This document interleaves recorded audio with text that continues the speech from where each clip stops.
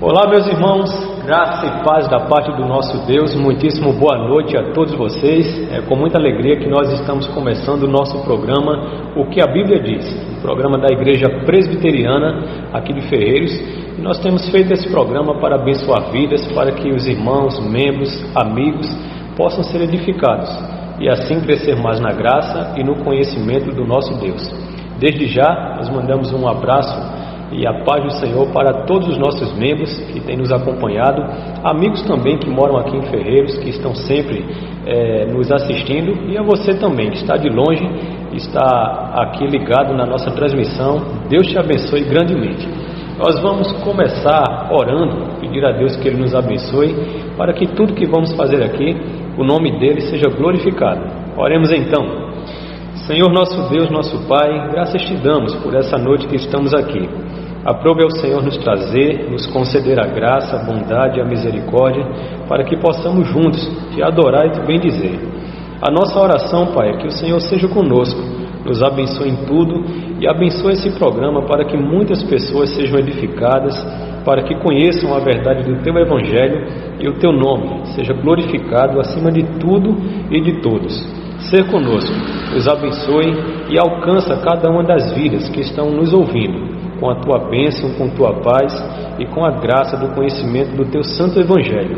Oramos agradecidos, no nome do Senhor Jesus. Amém.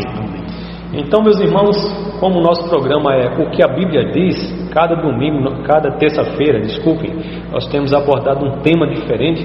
O tema de hoje vai ser o que a Bíblia diz sobre a divindade de Cristo Jesus. É um tema muito importante, de muita relevância, porque todos nós sabemos que a fé cristã defende que Jesus, Ele é Deus.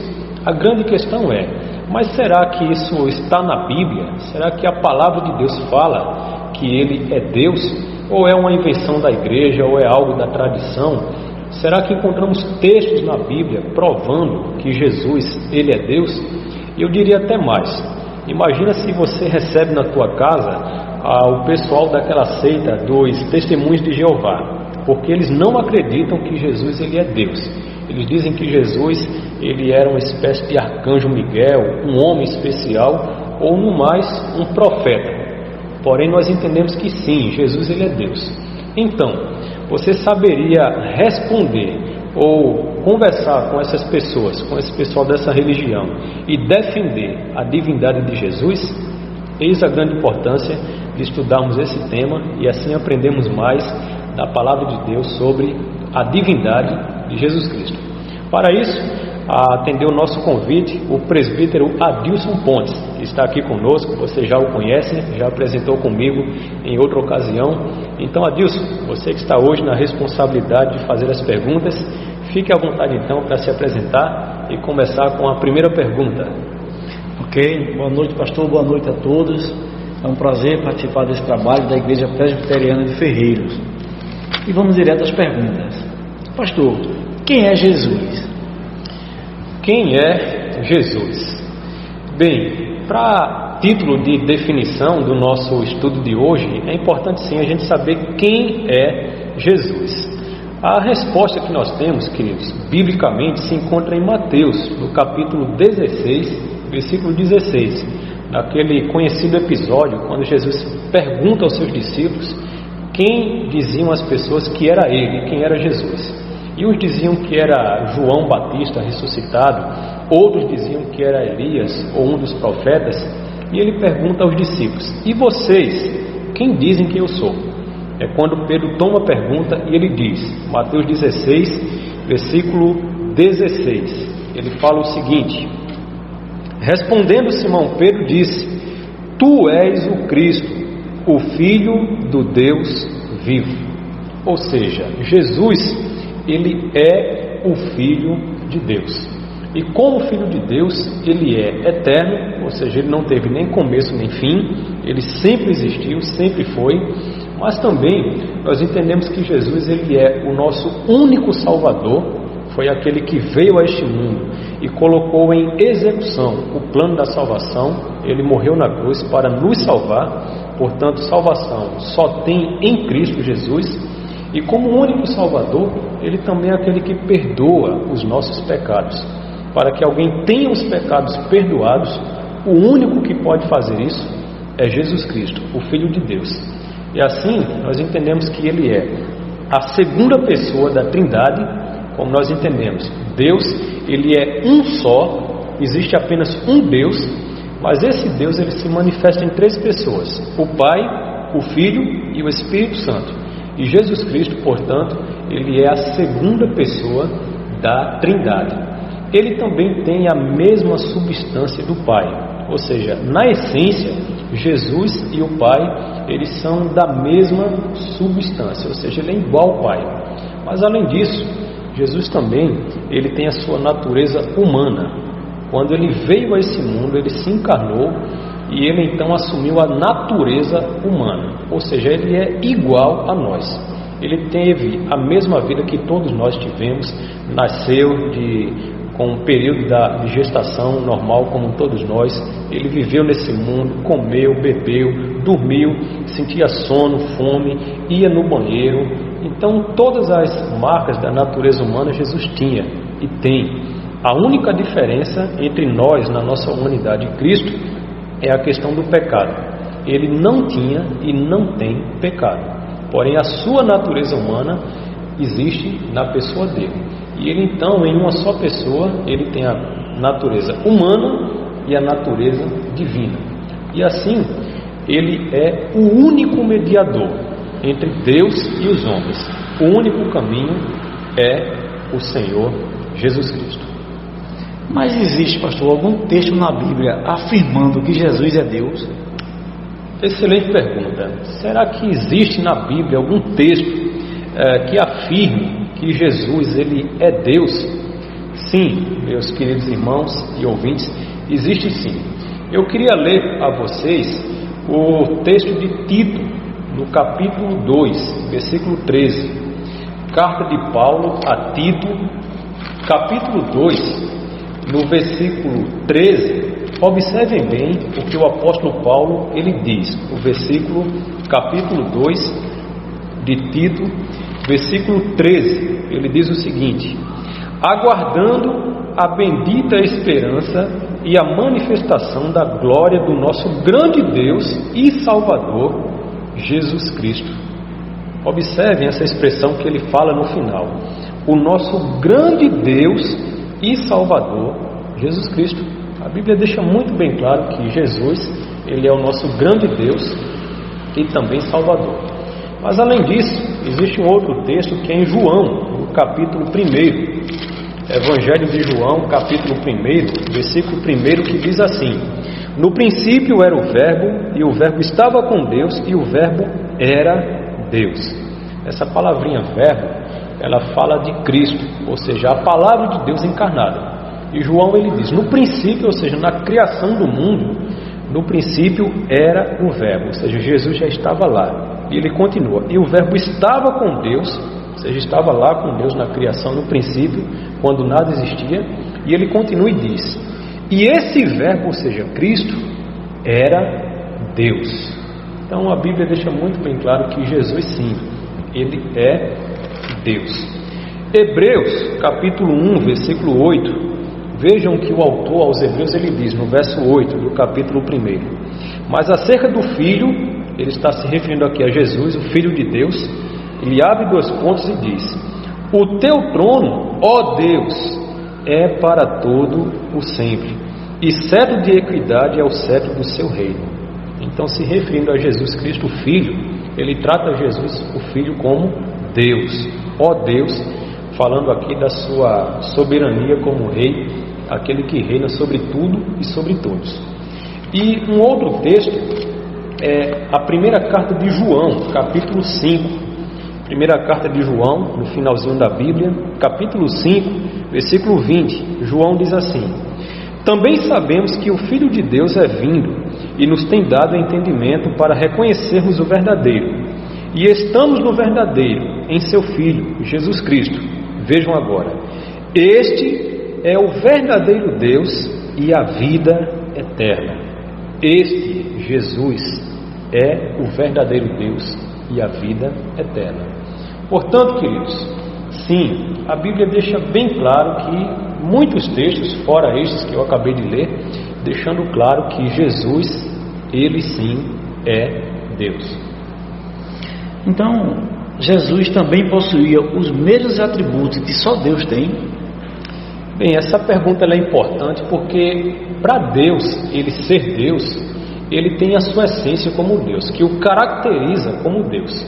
E as características que Deus tem, meus irmãos, é eternidade, ou seja, Deus ele é único eterno, ele não tem nem começo nem fim, ele sempre existiu, ninguém o criou, ele é autoexistente. E além disso, o nosso Deus, Deus Pai, ele também é onipresente, onisciente e onipotente, ou seja, onipresente, ele está em todos os lugares ao mesmo tempo, onisciente, ele sabe de tudo e de todas as coisas, e onipotente, ele tem todo o poder, ele pode fazer todas as coisas. E para Jesus ser Deus, ele precisaria ter também todos esses mesmos atributos, essas mesmas características. E a grande questão dessa pergunta que a Adilson fez é o seguinte: será que Jesus tem esses mesmos atributos que Deus? A resposta é sim, ele tem. Vejamos então, em primeiro lugar, o Evangelho de João, capítulo 1, no versículo 4, o João, ele escrevendo, ele diz o seguinte, capítulo 1, versículo 4: a vida estava nele, e a vida era a luz dos homens. Se referindo a Jesus, João diz que a vida, ou seja, a existência, estava nele, ou seja, em Jesus. Em outras palavras, Jesus aqui, ele é apresentado como um ser de subsistência própria, ou seja, ele sempre existiu. A vida estava e está nele. E é por isso então que o texto também de João, Evangelho de João, capítulo 14, versículo 6, é um versículo muito conhecido nosso. João, falando as palavras de Jesus, João diz o seguinte, Jesus diz assim: eu sou o caminho, a verdade e a vida, ou seja, ele é a vida, tudo que existe depende dele, ele então é o originador de todas as coisas, como Deus que ele é, ele tem a existência nele próprio. E quando falamos então da sua onipresença, porque nós vimos aqui que Deus, ele é onipresente, ele está em todos os lugares ao mesmo tempo. E será que Jesus, ele também estava em todos os lugares ao mesmo tempo? Será que a Bíblia fala de sua onipresença? Sim, meus irmãos, fala. João capítulo 3, no versículo 13, Jesus diz o seguinte: ora, ninguém subiu ao céu, senão aquele que de lá desceu, a saber, o Filho do Homem que está no céu. Observe que nesse contexto Jesus estava conversando com Nicodemos. Ele estava aqui embaixo na terra, mas ele diz: ninguém subiu ao céu, senão aquele que de lá desceu, a saber, o Filho do Homem que está no céu. Ou seja, ele estava aqui na terra falando com Nicodemos, mas ao mesmo tempo ele estava no céu. Por quê? Porque ele é Deus e ele é onipresente, está em todos os lugares ao mesmo tempo. Mas vimos também que uma outra característica de Deus é a sua onisciência, ou seja, ele sabe de tudo. E será que Jesus também, ele conhecia tudo, sabia de todas as coisas? Vejam, por favor, Mateus, capítulo 17, versículos 22 ao 27. Mateus 17, versículos 22 ao 27. E uma dica para vocês que estão nos ouvindo: se você puder também acompanhar pelo YouTube, o nosso transmissor, o irmão Silas, ele coloca os textos lá simultaneamente na nossa transmissão. Então fica até mais fácil você acompanhar. É uma dica, tá certo? Então, Mateus 17, do 22 ao 27, diz o seguinte: reunidos eles na Galiléia, disse-lhes Jesus: o Filho do Homem está para ser entregue nas mãos dos homens, e estes o matarão, mas ao terceiro dia ele ressuscitará. Então os discípulos se entristeceram grandemente. Jesus, ele já sabia o que aconteceria, que ele morreria, seria crucificado e ele ressuscitaria. Ele é onisciente. Mas o texto continua mostrando também essa onisciência, dizendo assim: tendo ele chegado a Cafarnaum, dirigiram-se a Pedro os que cobravam o imposto das 2 dracmas e perguntaram: não paga o vosso mestre as 2 dracmas? Sim, respondeu ele. Ao entrar Pedro em casa, Jesus se antecipou.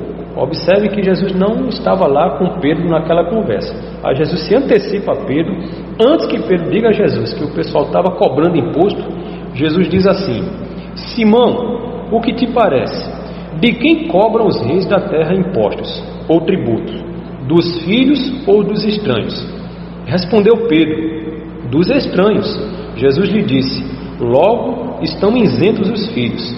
Mas para que não escandalizemos, vai ao mar, lança o anzol, e o primeiro peixe que fisgar, tira-o, e abrindo-lhe a boca, acharás um estáter. Toma-o e entrega-lhes por mim e por ti. Vejam o quanto aqui o texto enfatiza a sua onisciência. Ele sabia de tudo, desde a conversa que Pedro teve com os cobradores de impostos, até mesmo Jesus sabia que Pedro iria lá no mar, lançaria um anzol, pegaria um peixe e dentro da boca daquele peixe teria um estáter, que era uma moeda de um valor significativo que Pedro poderia pagar, tanto pelo imposto dele, como também pelo de Jesus. Ou seja, Jesus, ele como é Deus, ele é onisciente, ele sabe todas as coisas que acontecem. E também na questão da onipotência. Deus na Bíblia, no Antigo Testamento, ele chega a dizer que ele é o Todo-Poderoso. E se Jesus é Deus, será que ele também é Todo-Poderoso? Sim. No Evangelho de Mateus, no capítulo 28, versículo 18, Jesus, quando ele tinha ressuscitado, ele juntou os discípulos e disse: é-me dada toda a autoridade no céu e na terra. Existe uma outra tradução que diz assim: é-me dado todo o poder nos céus e na terra. Quando ele fala isso, é-me dado todo o poder, ele está dizendo: eu sou todo poderoso. É por isso, queridos, que Jesus ele andava por sobre o mar, é por isso que ele ressuscitava mortos, é por isso que ele multiplicava pães, ele curava pessoas, ele pode todas as coisas. Por quê? Ele é Deus e tem todo o poder para fazer todas as coisas. E o último texto que fala da sua eternidade é João capítulo 8. Desculpem. João capítulo 8, versículos 56 e o 58. O texto diz o seguinte, João 8, 56 ao 58. Ele estava aqui num debate com os fariseus e Jesus disse o seguinte: respondeu Jesus: em verdade vos digo, antes que Abraão existisse, eu sou. Os judeus aqui estavam indagando Jesus sobre a sua pessoa. Jesus tinha dito que tinha visto Abraão. No contexto anteriormente, Abraão o viu e se alegrou. E os judeus eles questionaram: olha, como é que você não tem nem 50 anos de idade ainda? E como é que você já viu Abraão? Abraão existiu há milhares de anos atrás. Aí Jesus disse: olha, Abraão ele viu o meu dia. Se referindo aqui àquele episódio que Abraão recebeu a visita de alguns anjos. E quando Abraão viu aqueles anjos, ali nós entendemos que é o estado de Cristo pré-encarnado. Ele viu Jesus e se alegrou. E Jesus então chega aqui e diz: olha, antes que Abraão existisse, eu sou. Ou seja, ele é eterno, ele não tem nem começo nem fim, ele é o alfa e o ômega, o princípio e o fim de todas as coisas. Ninguém o criou, ele como Deus que ele é autoexistente. Portanto, querido Adilson e demais irmãos, Jesus sim, ele tem os mesmos atributos de Deus, porque ele também é Deus. Pastor, sabemos que o único que pode ser adorado é Deus, mas Jesus também recebeu a adoração dos homens? Bem, o único que pode ser adorado de fato é Deus. Essa questão de adoração a Deus é algo tão sério na Bíblia, que Deus ele criou 2 mandamentos. Os primeiros 2 mandamentos, Deus falou, né? Não terás outros deuses diante de mim. E o segundo mandamento: não farás imagem de escultura e nem as adorarás, nem prestar culto ou se prostrar diante de qualquer imagem ou de qualquer pessoa. A Bíblia condena. Mas no caso de Jesus, será que ele recebeu adoração? Jesus ele tinha isso em mente. Era tão sério para ele essa questão de adorar somente a Deus, que que se vocês lembrarem daquele episódio da tentação, quando Satanás foi tentá-lo, na última tentativa de tentar Jesus, Satanás ofereceu todos os reinos a Cristo e falou: olha, tudo isso eu te darei, se você se prostrar e me adorar. E vocês lembram a resposta de Jesus? Foi: somente ao Senhor teu Deus adorarás, e somente a Ele lhe prestarás culto. Então Jesus, ele levava isso muito a sério. E toda a Bíblia, você vê de vez em quando o anjo fala com as pessoas, como falou com Daniel, e Daniel queria se prostrar e adorar o anjo falou: não, só pode adorar a Deus. João, em Apocalipse, foi a mesma coisa, ele queria adorar o anjo, se prostrar, e o anjo falou: não, só pode adorar a Deus. Mas quando nos referimos a Cristo, vejam por favor Mateus capítulo 14, Mateus capítulo 14, versículo 33. O texto diz o seguinte: é aquele episódio depois que Jesus ele acalmou a tempestade, andou sobre o mar. Quando ele entrou no barco com os discípulos, o texto diz assim: e os que estavam no barco o adoraram, dizendo: verdadeiramente és o Filho de Deus. Então vejam que os discípulos adoravam a Jesus, se prostravam aos pés dele, e ele não fazia nada para impedir, pelo contrário, ele aceitava a adoração. Por que ele aceitava? Porque ele é Deus. Mas um último texto, que é Mateus também, no capítulo 28, o versículo 9, quando Jesus ele tinha ressuscitado, ele apareceu às primeiras duas pessoas, que foi Maria Madalena e a outra Maria. O texto diz assim: e eis que Jesus veio ao encontro delas e disse: salve. E elas, aproximando-se, abraçaram-lhe os pés e o adoraram. Essas mulheres caíram aos pés de Jesus em reverência e adoração e cultuaram a ele. Ou seja, Jesus sim, ele recebia adoração como Deus. Por quê? Porque sim, ele é Deus. E existe alguma afirmação do próprio Jesus dizendo que ele é Deus? Alguma afirmação de Jesus dizendo que ele é Deus? É importante e curiosa essa pergunta, porque até então, meus amados, o que nós temos aqui de referências a Jesus como Deus são referências de terceiros, ou seja, evangelistas falando que ele é Deus, pessoas o reconhecendo como Deus. Mas será que o próprio Jesus, ele falou, saiu da boca dele afirmações que ele dizia que era Deus? A resposta é sim. Ele afirmou que ele era e é Deus. Um primeiro texto que se encontra em João, capítulo 5. João, no capítulo 5, versículos 16 ao 18. Vejam bem o que diz o texto aqui. João 5, 16 ao 18. E os judeus perseguiam Jesus, porque fazia estas coisas no sábado. Mas ele lhes disse, observem agora a resposta de Jesus: meu Pai trabalha até agora, e eu trabalho também. Aí o resultado dessa afirmação de Jesus. Por isso, os judeus ainda mais procuravam matá-lo. Por quê? Porque não somente ele violava o sábado, na visão deles, mas também dizia que Deus era o seu próprio Pai, fazendo-se igual a Deus. Observem que um dos motivos pelos quais os judeus se escandalizaram em Jesus foi porque ele afirmou que ele era Deus, que ele era igual a Deus. E atentem bem as palavras que o Senhor Jesus ele usa aqui. Ele diz assim: meu Pai trabalha até agora. Era comum para os judeus, quando se referiam a Deus como Pai, embora raramente eles falavam de Deus como Pai, mas quando eles se referiam a Deus como Pai, eles diziam nosso Pai. Nunca eles diriam meu Pai, nesse sentido de intimidade e pessoalidade. Mas Jesus aqui ele diz: olha, meu Pai trabalha até agora. E a segunda afirmação dele é a seguinte: e eu trabalho também. Ele coloca a função de Deus de trabalhar as obras de Deus em pé de igualdade com as mesmas obras de Cristo. E quando ele falou isso, ele se colocou como Deus. O que Deus é, eu sou filho de Deus. O que Deus faz, eu sou. Jesus estava dizendo. É por isso então que os judeus agora pegaram em pedra e queriam matá-lo. Por quê? Porque não somente ele violava o sábado, mas ele dizia que Deus era o seu próprio Pai, e se fazia igual a Deus.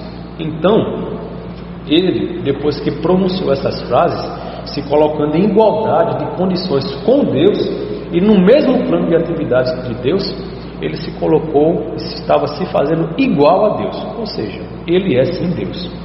Mas um outro texto, também em João, no capítulo 10, onde ele afirma também de forma bem categórica de que ele sim, ele e o Pai são um, que ele é Deus. João 10, versículo 30, Jesus diz assim: eu e o Pai somos um. É importante a gente analisar essa palavra um pouco melhor no texto original grego que foi escrito, porque esse artigo que Jesus usa, eu e o Pai somos um, o grande estudioso de grego, o A.T. Robertson, ele explica esse texto dizendo o seguinte: este artigo um no grego é um artigo neutro, ou seja, Jesus não está aqui falando de masculinidade, ele não está dizendo eu e o Pai somos um, como somos homem, não, mas era um artigo neutro. Então ele indicava o quê? Esse artigo indica uma unidade, não de pessoa ou de propósito meramente, mas antes de essência ou natureza. É como se Jesus estivesse dizendo: eu e o Pai essencialmente somos um, a mesma natureza do Pai é a mesma minha, o que o Pai é, eu sou. Ou seja, ele afirmou com todas as palavras que sim, ele é Deus. Pastor, muitas pessoas comentam que Jesus foi condenado à morte por afirmar que ele era Deus. Isso é verdade? Sim, Adilson, é verdade. Um dos motivos pelos quais os judeus eles quiseram matar Jesus é por causa de sua afirmação de que ele era Deus. Onde encontramos isso? No próprio texto que nós acabamos de ler, de João 10. Vejamos então o contexto do capítulo 10, do versículo 31 ao 33. No que resultou Jesus dizer: eu e o Pai somos um. Os judeus entenderam tanto que ele estava dizendo que ele era Deus. Vejam o que aconteceu, verso 31 de João 10. Novamente pegaram os judeus em pedras para lhe atirar. Aí você fica dizendo: olha, por que é que eles pegaram em pedras para jogar em Jesus? João explica: disse-lhe Jesus: tenho-vos mostrado muitas obras boas da parte do Pai, por qual delas me apedrejais? Jesus queria saber por que é que eles queriam apedrejá-los. Vejam a resposta deles. Responderam-lhes os judeus: não é por obra boa que te apedrejamos, e sim por causa da blasfêmia, pois, sendo tu homem, te fazes a Deus a ti mesmo. Ou seja, os judeus entenderam a afirmação de Jesus. Ele estava ali dizendo que ele era Deus. E assim, meus queridos, esse aqui foi um dos motivos pelos quais os fariseus queriam matar Jesus, por causa de blasfêmia. E qual foi o tipo de blasfêmia que eles acusaram Jesus? Foi o fato de Jesus se afirmar que era Deus, igual a Deus. Então, por isso que eles queriam matá-lo, mas não puderam. Pastor, dentro das respostas que o senhor já trouxe, eu percebi claramente que o Evangelho de João é o que mais fala da divindade de Jesus. Mas há outros evangelistas que também falam da divindade de Cristo? Uma boa observação, Adilson, nessa sua pergunta, né? Porque, de fato, um dos evangelhos que mais falam e enfatizam a divindade de Jesus é o Evangelho de João, que nós acabamos de ler. Mas será que Mateus, Lucas, Marcos, eles não falavam também de Jesus? Ou da divindade de Jesus? A resposta é sim. Eu queria pegar, por causa do nosso tempo, apenas um evangelho, embora os outros também narrem a divindade de Cristo. É Marcos. Marcos, historicamente, ele foi o primeiro evangelho a ser escrito, e logo no início, no capítulo 2 de Marcos ele fala de Jesus como sendo Deus. Vejamos então Marcos capítulo 2, do versículo 1 ao 12. Essa narrativa aqui que fala do milagre de Jesus, mas também fala, e a ênfase é da sua divindade. O texto diz assim: dias depois, entrou Jesus de novo em Cafarnaum, e logo ocorreu que ele estava em casa. Muitos afluíram para ali, tantos que nem mesmo junto à porta eles achavam lugar, e anunciava-lhes a palavra. Alguns foram ter com ele, conduzindo um paralítico levado por 4 homens. E não podendo aproximar-se dele por causa da multidão, descobriram o eirado no ponto correspondente em que ele estava, e fazendo uma abertura, baixaram o leito em que jazia o doente. Vendo-lhes a fé, Jesus disse ao paralítico: observem agora: filho, os teus pecados estão perdoados. Essa foi a declaração de Jesus para aquele doente que chegou aos pés dele. Ele falou: olha, os teus pecados estão perdoados. Vejam agora o que aconteceu. Mas alguns dos escribas estavam assentados ali e arrazoavam no seu coração: por que fala ele deste modo? Isto é blasfêmia. Quem pode perdoar pecados senão um, que é Deus? Então os escribas começaram a se escandalizar com aquela declaração de Jesus, porque Jesus disse que o pecado daquele homem estava perdoado. E eles entendiam, como bons judeus, que o único que pode perdoar pecados é Deus.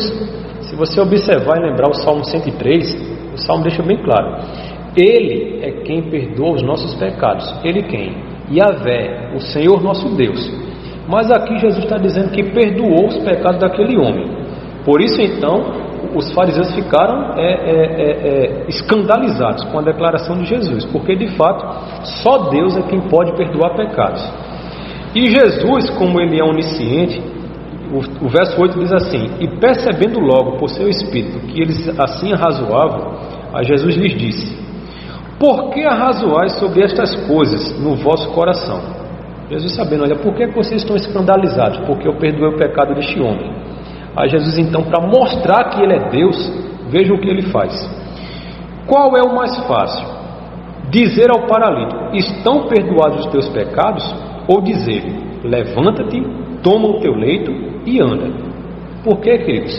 Alguém dizer: olha, eu perdoo os teus pecados, qualquer um pode dizer, da boca para fora. Uma coisa é você afirmar, outra coisa é provar.